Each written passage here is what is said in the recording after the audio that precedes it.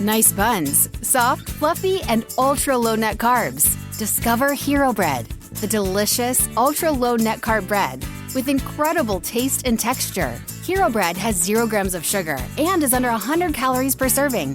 Plus, high in fiber with 5 to 10 grams of protein per serving. Available on Amazon.com, Walmart.com, and at hero.co. That's HERO.co. Delicious, ultra-low net carb Hero Bread, buns and tortillas. Soft and fluffy, high in fiber, and with 0 grams of sugar, up to 10 grams of protein, coming in at under 100 calories. Order today at hero.co and use the code AH10 to get 10% off your first purchase. That's AH10 at hero.co. HERO.co. Order from hero.co now and get 10% off your first purchase with promo code AH10. That's 10% off with code AH10.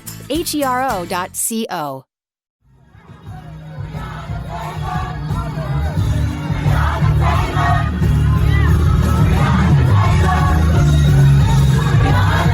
This is Make It Plain.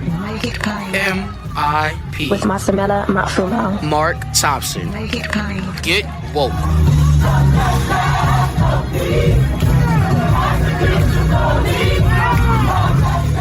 Ladies and gentlemen, every month, of course, we talk jobs numbers, the monthly jobs report, with our good friend, the chief economist at centeronbudget.org, the Center on Budget and Policy Priorities, Chad Stone. Chad actually has an epic thread on, but it's good. It's very helpful. And I love the charts. You folks, the charts are better than narrative, because for lay people like me, we don't understand a lot of that stuff. So you look, see the chart. If you want to really see what's been happening, you definitely want to check out Chad's thread. And so he joins us now. How are you, buddy? I'm well. How are you? I'm good. And good to talk to you as well. So 379,000 jobs for February. That's right. That's a sizable number. But to be clear, and I don't know, Chad, I mean, it's interesting how the narrative changes when you get a new president. Because, the past president, jobs, which clearly wasn't true. And they would seize any opportunity to make it look more positive than it really was. But now everybody's kind of in a more sober place. Okay, well, 379 looks like a good number, but we know that there's a lot to be made up. And we know only a fool would think that this economy is back in any way, shape. This is going to take some time, isn't it? It is. That's why the plan is called the American Rescue Plan, because the economy needs to be rescued. And 379,000 jobs, that's a good number. Suppose we had 400,000 jobs a month going forward. It would take us 2 years to erase the 9.5 million jobs hole that we have. So we got to get more jobs faster. But 379,000 is good. Passed the package at the end of the year, and some of those stimulus payments started to come back, and unemployment insurance got extended. So there's a little bit more money injected into the economy, and businesses are coming back to some degree. But the important part of the plan that's being passed right now is getting the virus under control, making sure those vaccines get done and so forth, so that the economy can open up safely and we can have a lot more than 379,000 jobs a month. I want to come back to you on the safety issue, because obviously we've got a couple of governors who could care less about safety. And you have to wonder what the, what the impact will be to the economy if some of these places opening up too early. You and I have kind of alluded to that over time. What happens, especially when you have frontline and essential workers endangered. And how does that help? But we'll get into that in a minute. But just to kind of go through some of these numbers, 379,000 in February.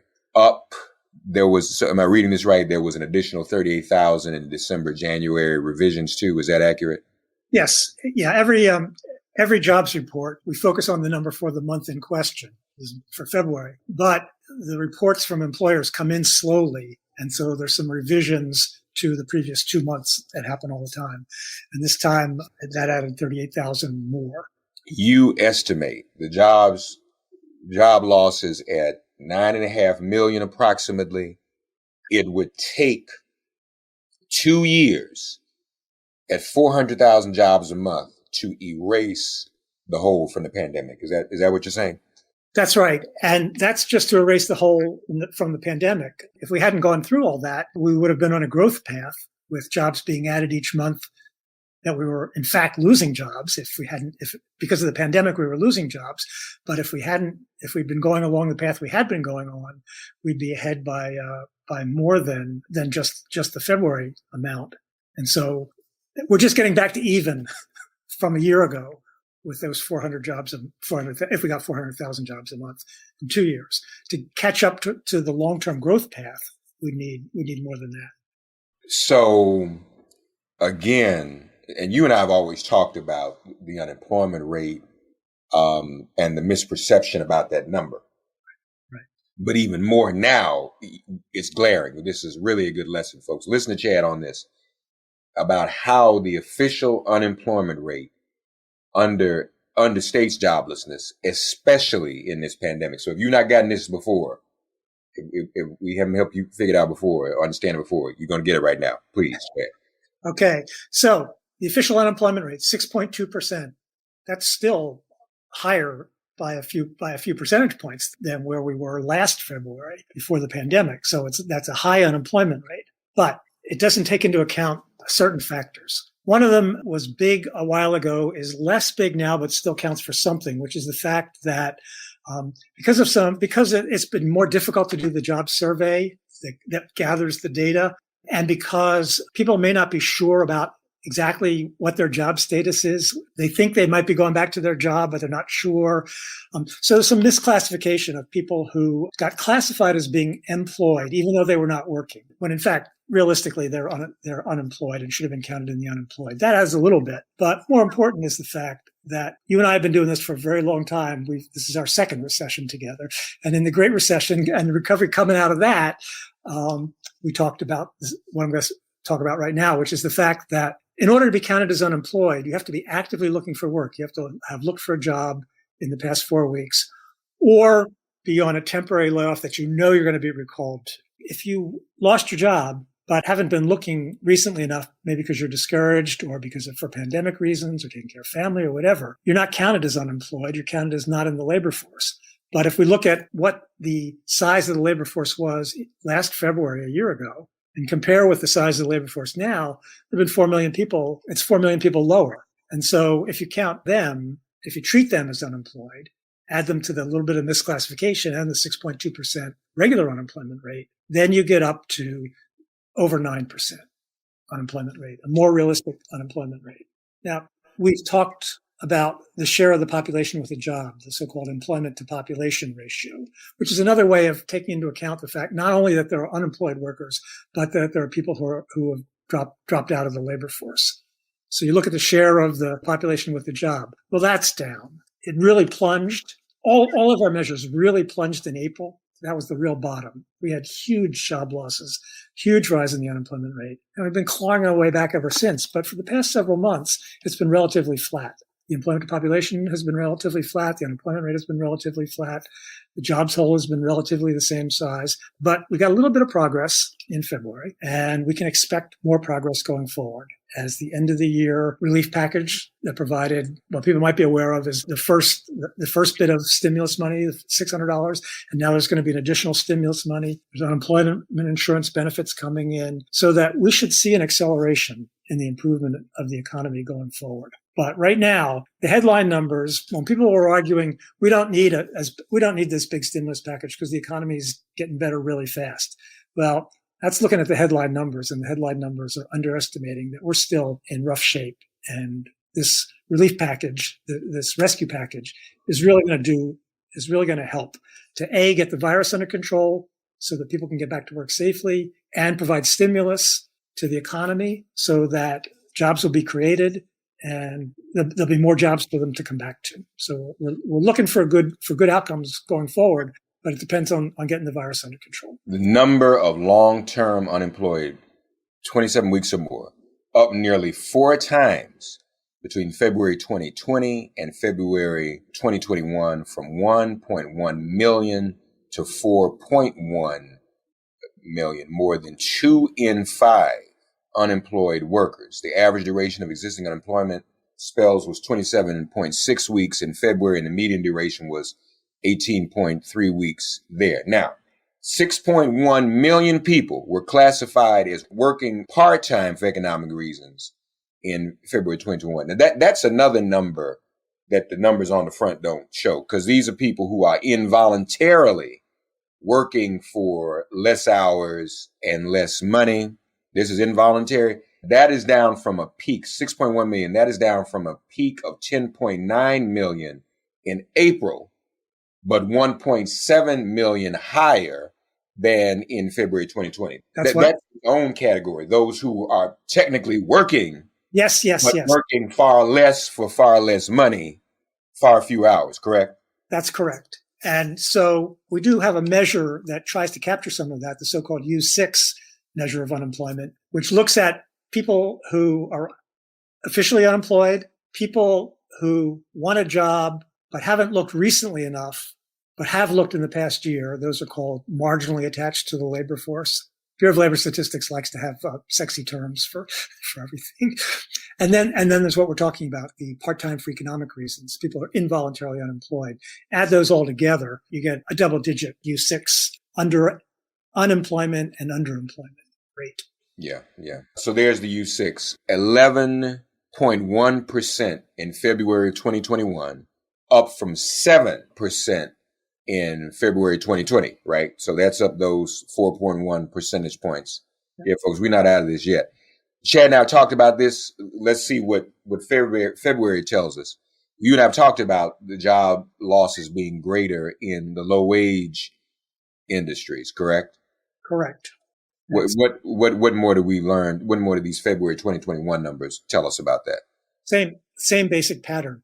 Okay. Now, what's interesting is that on the payroll job side, the biggest gains came in leisure and hospitality, but they're coming from such a deep hole that leisure and hospitality still is largely accountable for the job losses among people working in the bottom third of industries when you rank industries by pay, by average wages. So leisure and hospitality workers have been hit the worst, and they're coming back, but they're still in the sort of the biggest losers. I think the people in the bottom third of industries by wage, they're still 10% below where they were. And that's much worse than the middle third or the highest third of folks by average wages of the industries they work in. And again, as we were alluding to earlier, and I said I'd get to it, these again are high risk industries where people are even more exposed. Health risks. And it's tenuous. I mean, because you look at Texas, they know they don't need to be opening up right now. And so even those, as you said, some of those jobs are coming back. It's difficult to hang a hat on this, isn't it, Chad, until everyone is vaccinated. There's some type of herd immunity, all of that. I mean, these are jobs, people need to go to work and they need to make money, but you're risking your health when you do it. You're risking the possibility that it just might end up shutting down again. Right. So the characteristics of the folks with the biggest job losses, if you're Black or Latino, your probability of having lost your job and still being out of work is higher than your white counterpart. If you're a woman, you're more, and especially if you've had to drop out of the labor force for childcare responsibilities, you're more likely than men to have suffered job losses. If you have only a high school degree or less, you're more likely to have lost your job than if you're a college graduate. If you were born abroad, if you're an immigrant, you're more likely to have lost your job than a native. And all of those demographics are concentrated in that bottom third of industries that have taken the biggest hit. So folks, so watch that. And then also something, well, I'm not jump ahead. We talked about states and localities. First of all, state and local government jobs, how did they come out in February of 2021? State and local education jobs took a hit. So since a year ago, February, state and local jobs are down, I think it's 1.4 million, and education is 1 million of those. And when we're talking education, we're also talking bus drivers, janitors, and so forth. Now, social distancing meant that kids weren't in school and they didn't need those jobs. teachers' aides jobs, things like that, because the schools were closed. But as the schools reopen, those jobs should start to come back. But it was devastating over the past year, the hit to state and local government jobs, especially in education. And that includes college and K-12 jobs. Custodians, bus drivers, probably cafeteria workers, Yep. to some extent as well. All those. So education ain't just folks teaching, y'all. So there are those losses. Okay, and then workers of color, especially women, are likelier to lose jobs in crisis. And obviously that's because those groups of people are in these low wage and hospitality and education jobs, right? That's how that all kind of intersects, doesn't it? Yep. And this is different from the Great Recession. The Great Recession, remember, was precipitated by a global financial crisis. And so job losses were up and down the income distribution, but a lot of men and a lot of folks that were higher income working in some of those jobs. So that, as my boss says very presciently, in the last recession, people who were relatively well off knew someone who'd lost their job. Whereas in this one, people who are relatively well off are unlikely to know someone who lost a job because of where the job losses have been concentrated this time around.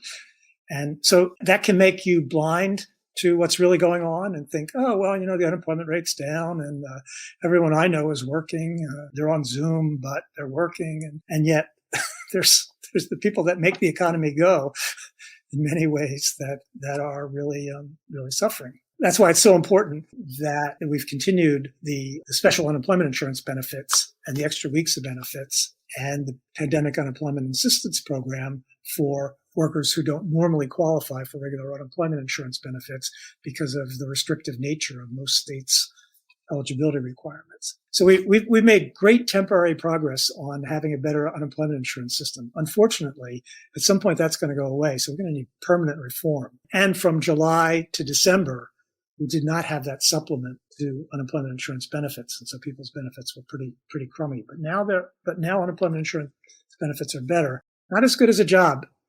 A job has permanence. And so people will be going back to work when the jobs open up. But in the meantime, the relief that they're getting is really important.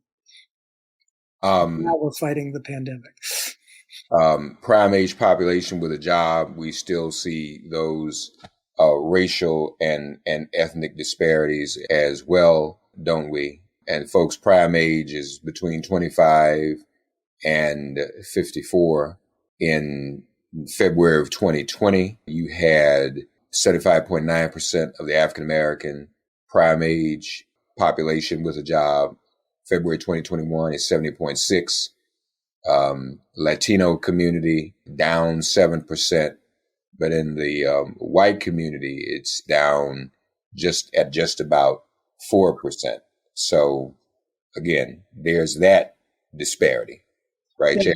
Yeah, there's a disparity to begin with, that those ratios, even in normal times, Black and Latino employment population ratios are lower than white, and all of them went up, but the gap widened so that the change for Black and Latino was more negative than the change for white. And here's something else you and I haven't talked about much: the impact of education, those who have bachelor's degrees versus those who don't. That too has been pretty devastating.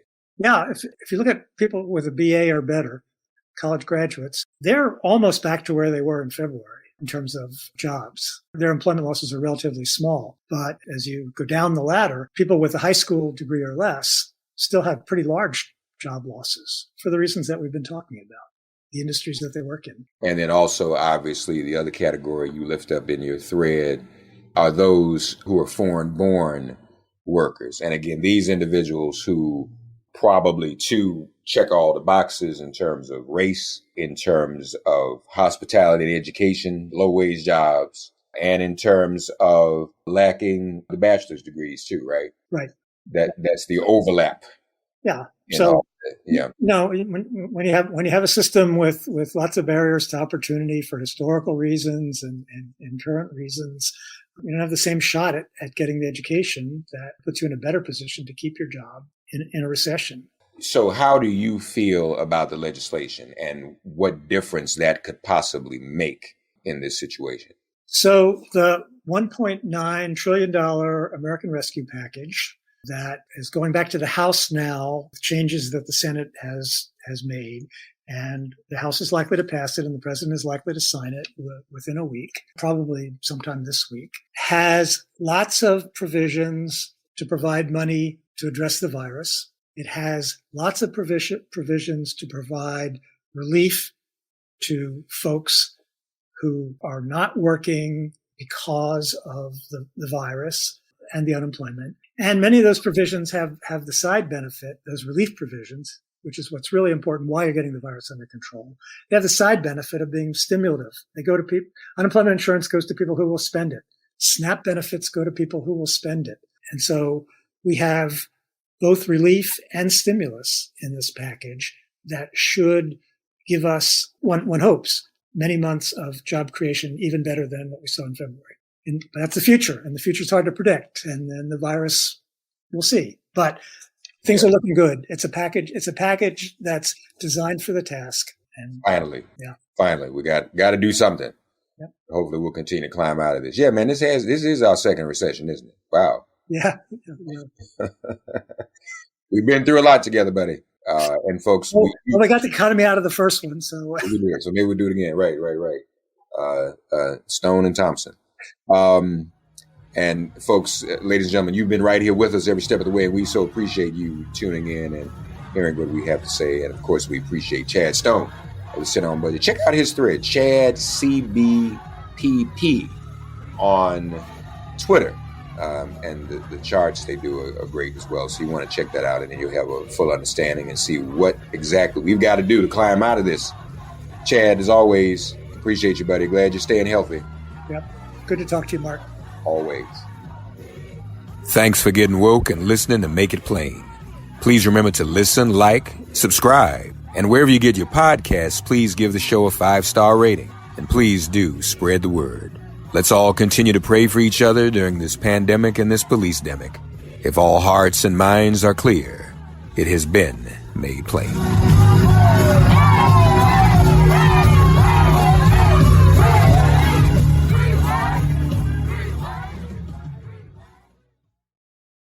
Be a barbecue hero with delicious, ultra-low net carb hero bread, buns, and tortillas. Soft and fluffy, high in fiber, and with 0 grams of sugar, up to 10 grams of protein, coming in at under 100 calories per serving. Oh, and did I mention they taste like their mouth-watering traditional versions? I mean, what's not to love? Use code AH10 for 10% off your first hero bread purchase at hero.co. That's AH10 for 10% off at hero.co.